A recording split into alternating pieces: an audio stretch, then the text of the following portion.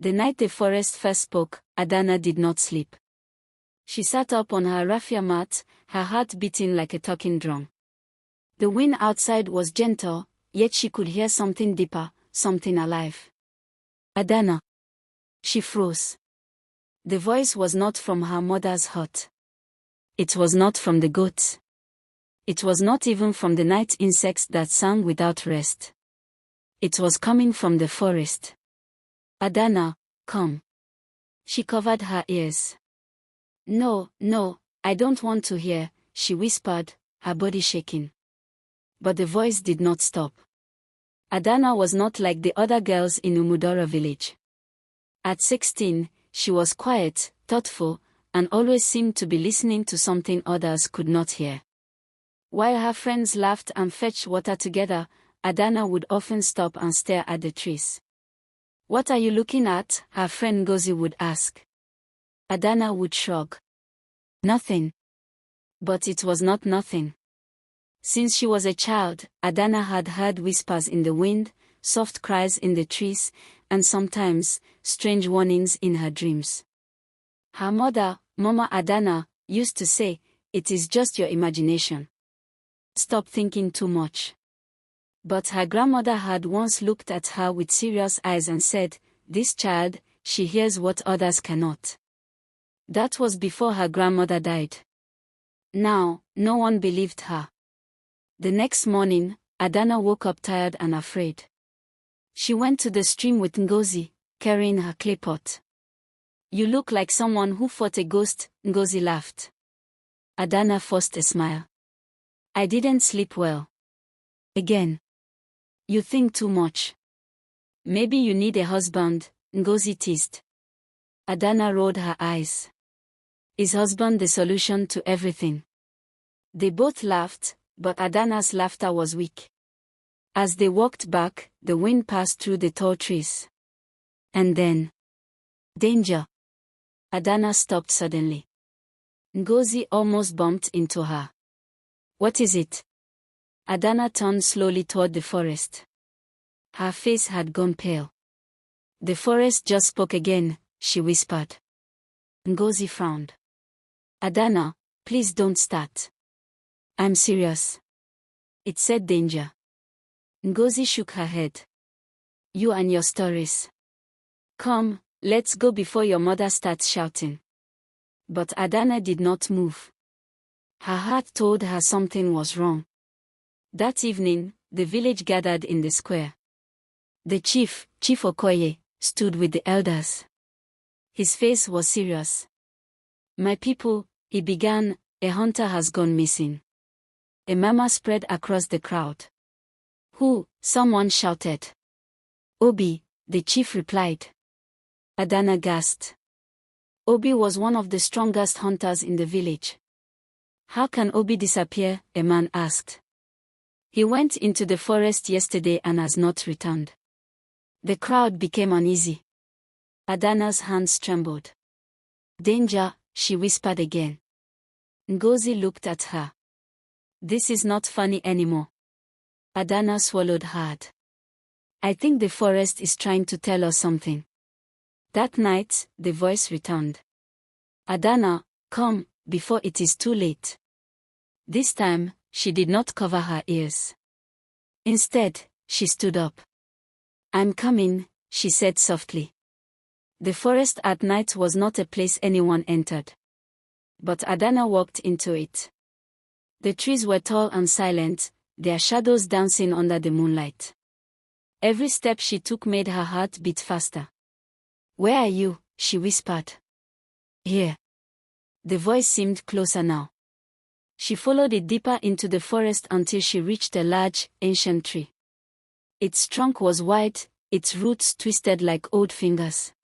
"Adana," the voice said again, clearer now. "Who are you?" she asked, her voice shaking. "I am the spirit of the forest." Adana's knees almost gave way. "Spirit," she whispered. "Yes. I have watched over this land for generations. But now, I am weak." Adana felt fear crawl into her chest. "What do you want from me?" There is a darkness growing inside this forest. It has taken the hunter. And soon, it will come for your village.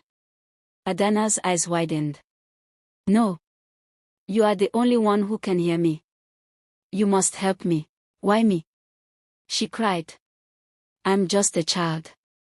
Because you listen. Adana ran back to her hut feeling tense from what had happened that night, and then the next morning she went straight to the chief's compound. I need to speak to you, she said, breathing hard. The guards laughed at Adana. Go home, child. It's important, she said. Chief Okoye stepped out. What is all this noise? Adana fell to her knees. Please, Chief, the forest spoke to me. The crowd that had gathered began to laugh. She has finally lost her mind, someone said. Adana ignored them. There is something evil in the forest. It took Obi. It will come for all of us. The chief's face hardened. Enough.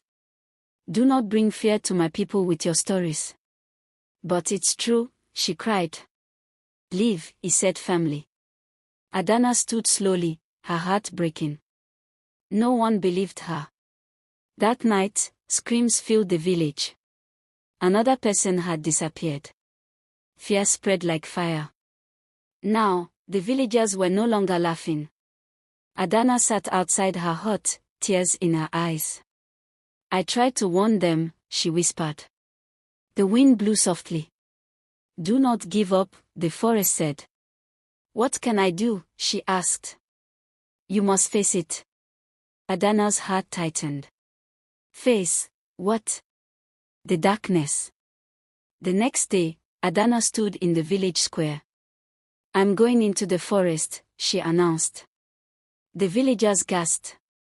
Ngozi grabbed her arm. Are you mad? You will die. Maybe, Adana said. But if I do nothing, we will all die. Ngozi's eyes filled with tears. Don't go. Adana smiled sadly. I have to. She walked into the forest again, this time in daylight. The deeper she went, the colder it became. Then she saw it. A dark figure, tall and shadowy, with glowing eyes. Adana's breath caught. So, you are the one who hears, it said. Her legs trembled. What are you? I am what your people forgot, it said. They stopped respecting the forest.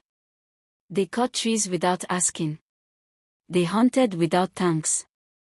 Now, I take what is mine. Adana felt anger rise in her chest. You cannot just kill people. The creature laughed.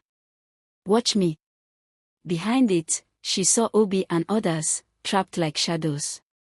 Let them go, she shouted. Why should I? It asked. Adana's voice shook, but she stood firm. Because I will not run.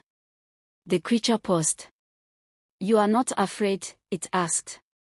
I am, she said. But I will still stand. Suddenly, the ground shook. The great tree from before appeared behind her, glowing with light.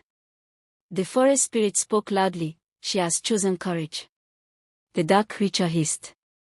Light and darkness clashed. Adana fell to the ground, covering her head. When she looked up, the darkness was gone. The trapped villagers were free. Back in the village, Adana was no longer ignored.